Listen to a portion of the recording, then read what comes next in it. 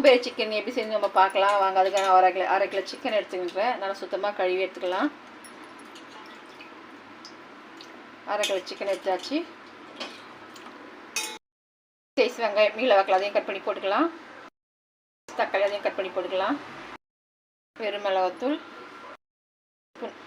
தனியாத்தூள், மஞ்சத்தூள், ஒரு 1/4 ஸ்பூன், உப்பு தேவையான கருவேப்பிலை கொஞ்சம் போட்டுக்கலாம்.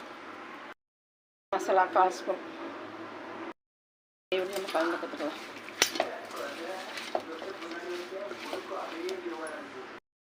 ஊற்றிக்கலாம்.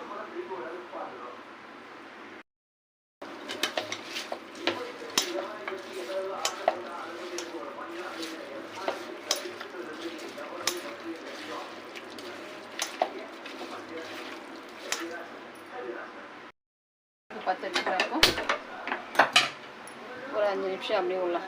நல்லா இந்த தண்ணியெல்லாம் வந்துட்டு 2 விசில் போட்டு நம்ம இறக்கிடலாம். குழம்பு வந்துட்டு இதையே போட்டுக்கலாம். போட்டு கலரி கொடுத்துடலாம்.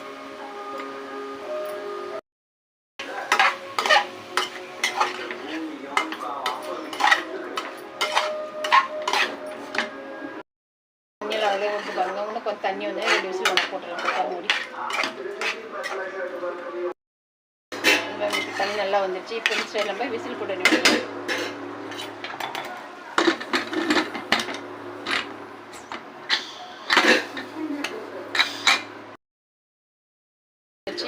பார்க்கலாம்.